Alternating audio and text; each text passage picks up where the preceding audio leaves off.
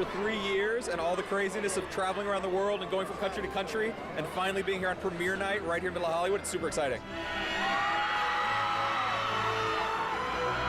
Ladies and gentlemen, the cast of Marvel's Avengers: Age of Ultron.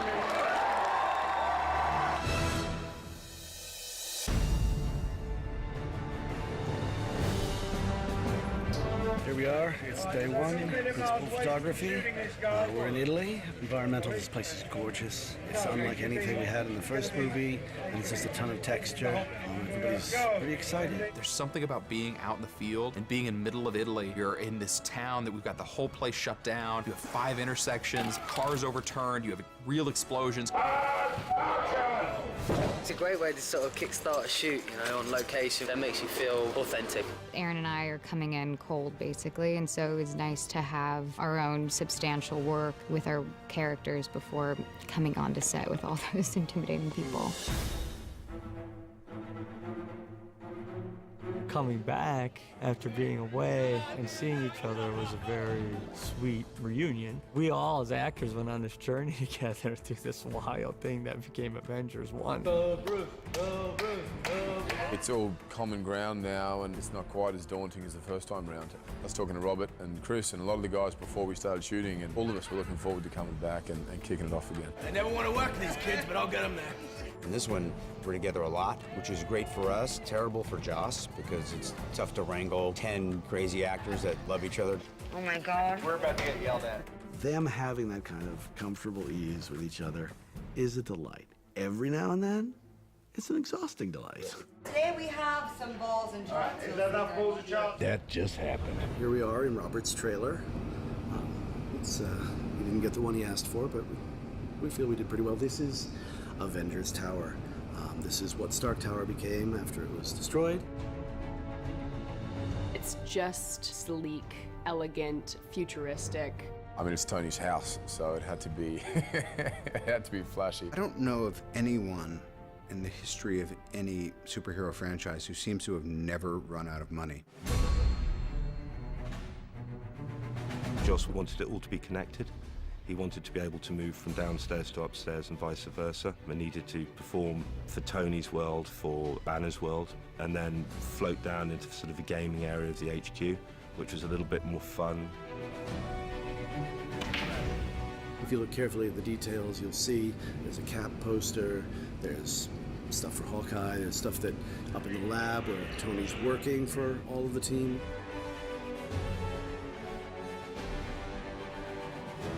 This is really our sort of giant science fiction space, and we put it at the beginning of the film because it has this grand, optimistic, things are going well feeling. We have a party here at the house, because who wouldn't have a house party here? We ended up realizing we have this big Avengers Tower set, we want Ultron to attack right here. Because instead of having him build here and then fly away and attack across town, it seemed more visceral to kind of have the attack happen right here in this big, huge space. Because if you build a set this big and you don't blow it up, you're doing something wrong.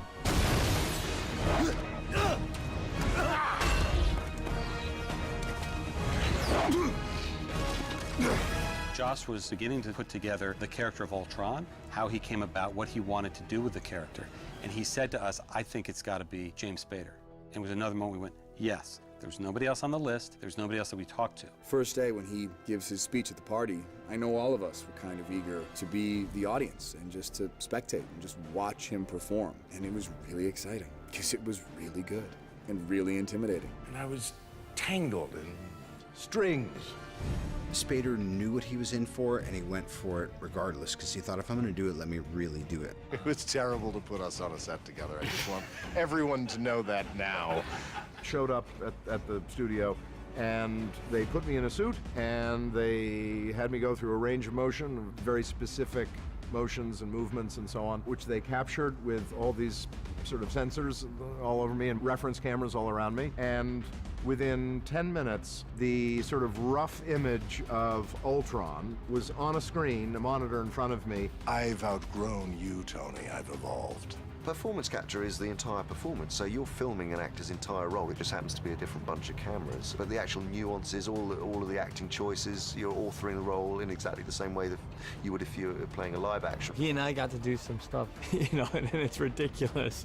We're wearing these very unflattering suits, and I'm trying to explain to him, you know, how it all works. But I was like, I'm working with James Spader. Look at you, Ruffalo. You really, like, pulled one over on the world.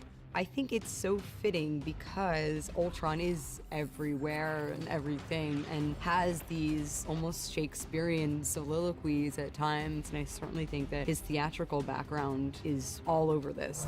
You know this church is in the exact center of the city. He had this thing with red dots for eyes, and so we would rehearse looking at him so we could have something to respond to. And then during a take, we'd have to like look 3 feet above his head, which was so irritating because he was doing so much that you wanted to watch. Probably majority of the shots, Aaron and I are both going like this, like just like shoot. We didn't want Ultron just floating out there by himself. We wanted him teamed up with someone. We wanted there to be an opportunity to have the twins help carry some of that villain burden. These characters are integral to the Avengers comic books. We also wanted to have another powerful female character. I wanted not just a new perspective, but a new visual language. She can get inside their heads. He can move so that everything is super slow. That's going to give me a language I wouldn't have used in the first one. When it comes down to Pietro, we went through a very large number of testing and looks so that we can feel that it was organic. We didn't want it to be about the effects per se, so we looked at, you know, various blurs and trails. We ended up with something which I think is pretty simple but also pretty sophisticated and sort of elegant as a solution for Pietro. There's this blue streak trail. When I run fast, you'll see that, you know, if the light catches it, it'll have that kind of sort of a lightning bolt sort of strike.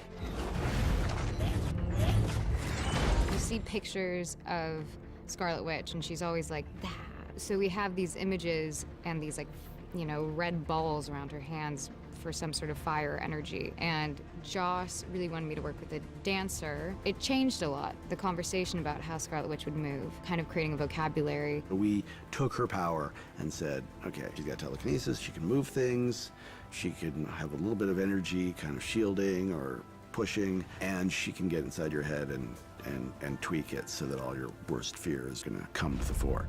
It was also fun for us to have a sequence with Scarlet Witch who could take down the Avengers without throwing one punch. I wanted to get deeper into these characters. You need visual momentum, and these dream sequences are designed very specifically to be as engaging as an action sequence. We all get our opportunities to delve deeper into the backstory of each one of these characters, and every one of the Avengers comes to the table with a lot of baggage. It took a long time to understand when Scarlet Witch gets inside of Banner's head, forces him into the Hulk, then what is the Hulk's nightmare? What makes him go crazy?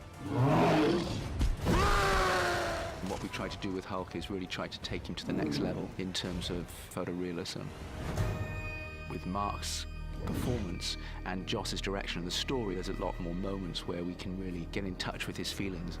The first time we did this, the technology was at a place such as you could capture movement, and then you had to do all the facial recognition separately. In that time, this technology's taken another major leap forward.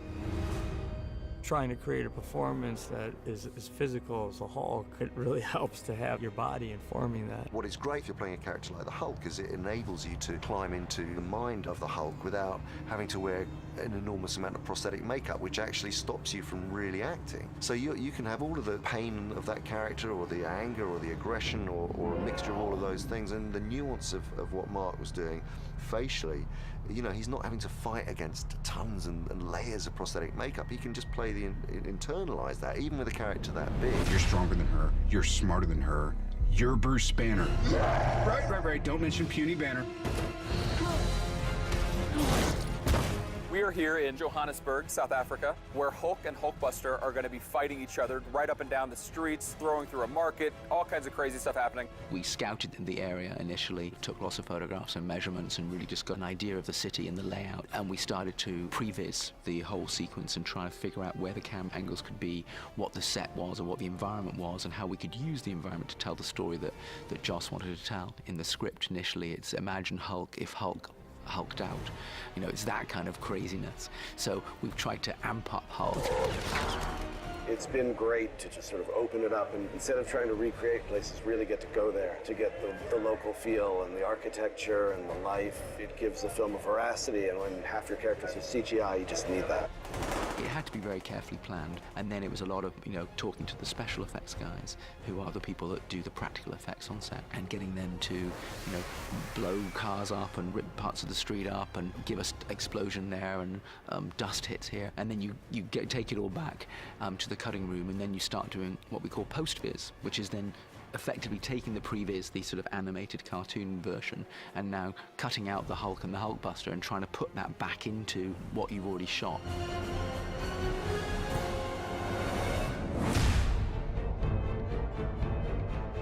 Right after they've had their visions, when all of them are realizing how disconnected they are from their own feelings and past and thoughts and how messed up they are, they're confronted with a normal family life. It puts a weight on, oh, this is why we do what we do. Everyone has to sort of take a look at themselves of like, oh yeah, what we're doing is really not quite so important. This is what it's really all about. Seeing everybody on set in costume and standing there with everybody, it's pretty fun to watch. It's pretty fun to see all those superheroes come to life. This is like a family of people that kind of get together and have these powers that act real normal in terms of how they react to each other, how they sit around, eat, drink, talk to each other, or have brotherly fights and this, that, and the other. Isn't that why we fight? So we can end the fight, so we can go home?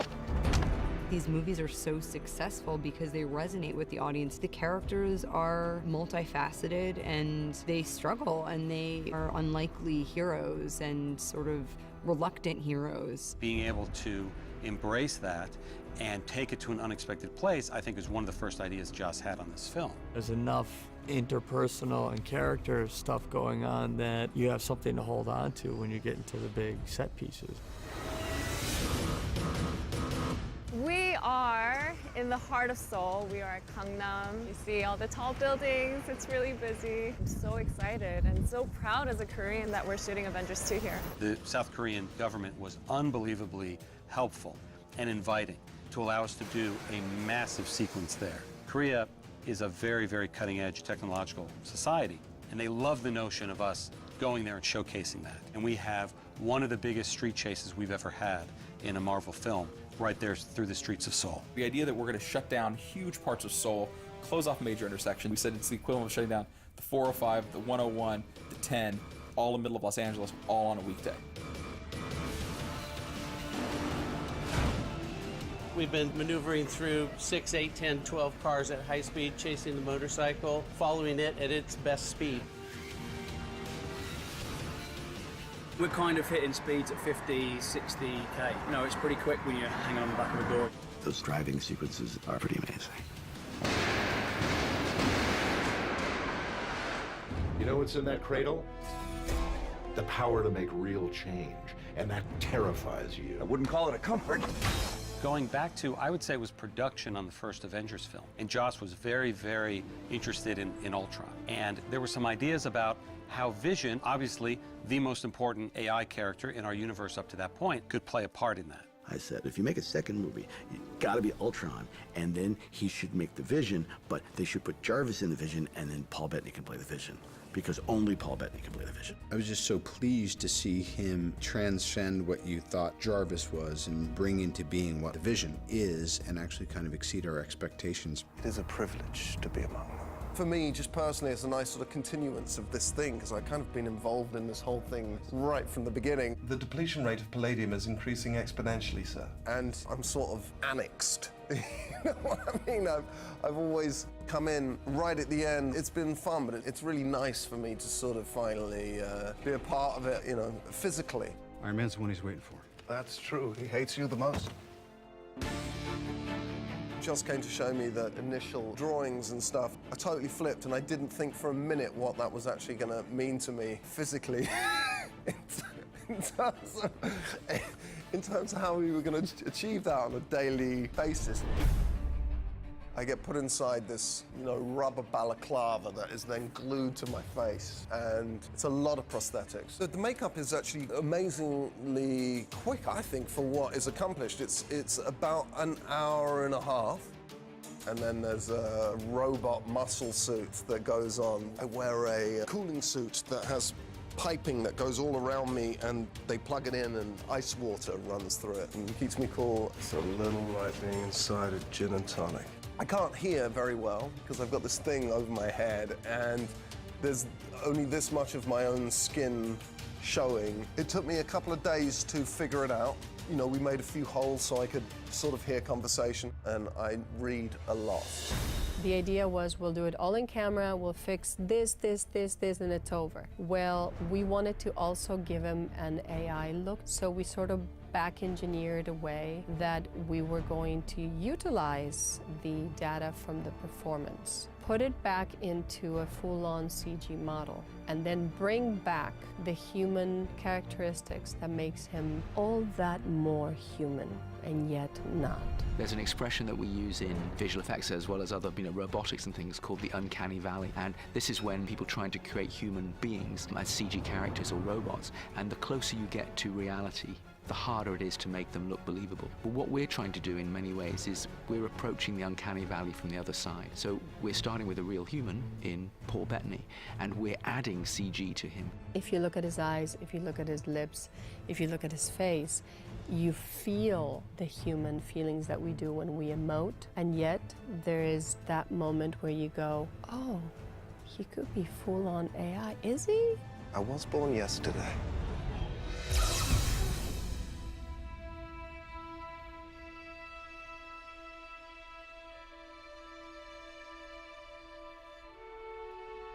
We're in Sokovia, which is now in Hendon, in London. Sokovia previously was in Italy. Sokovia's been on stage. Sokovia's kind of all over the place, this big place that we're kind of putting together in visual effects. And today, here in Sokovia, we're doing kind of the end of the movie. Everything's kind of wrapping up. And we just had this massive strafing run. Ultron has commandeered the Quinjet, and he came through, bam, bam, bam, bam, bam, and is taking out everybody. We had 1,300 explosions going off, one after the other, all timed, all rigged by our great special effects team. We were very lucky. We looked very hard for that location, and because we knew what we had to do to it in the sense the post-destruction look, that made our search that much harder because a lot of places simply wouldn't have allowed us to have done it with all the pyrotechnics and all the special effects and our footprint, what we needed to do there. Very quickly we realized it actually worked incredibly well. Watching it be destroyed slowly but surely was pretty amazing to see, this beautiful statue that Aaron and I were laughing about, pretending it was us. And then, later when the world's ending and their limbs are gone and there's, a children's playground that's a tank. It had a lot of humor as well. I really loved that set. Because that was a world. That was a whole world. It's very weird to be this close to being done. It was sort of, I describe it as the light at the end of the ballroom because I really have been having so much fun. It doesn't really feel like a tunnel. Part of that is because of being here. There's so much depth. There's so much room to maneuver. We've never had a set or a place to shoot like this. It's huge. You always want to end big. We've got a whole city lifting off and being ripped out of the ground. And then we've got all these sub-Ultrons that are attacking the Avengers and trying to take the Avengers out of the equation, whilst Ultron Prime is trying to destroy humanity. When I read some of the things that I read on the page, it just seemed so enormous.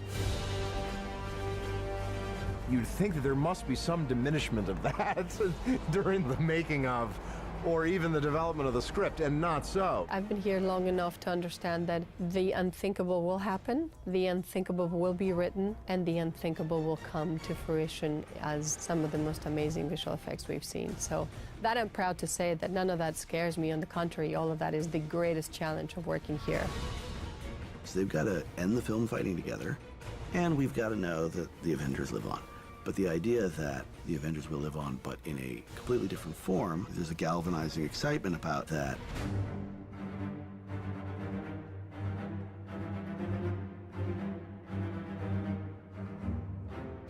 My favorite part about Avengers Age of Ultron is what's brought into potential at the end. The fun of the comics is the shifting roster, is the notion that the Avengers begin as a certain roster of people, but over time, some characters go off into their own adventures, new characters come in. So for us, that was always part and parcel of the concept of the Avengers. So it was always the idea that we were going to mix up the teammates.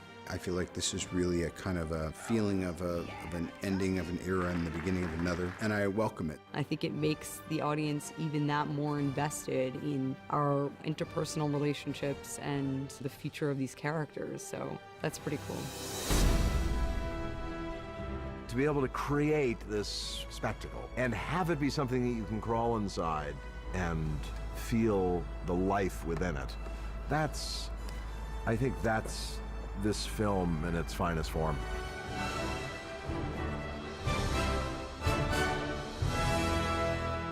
The best take ever.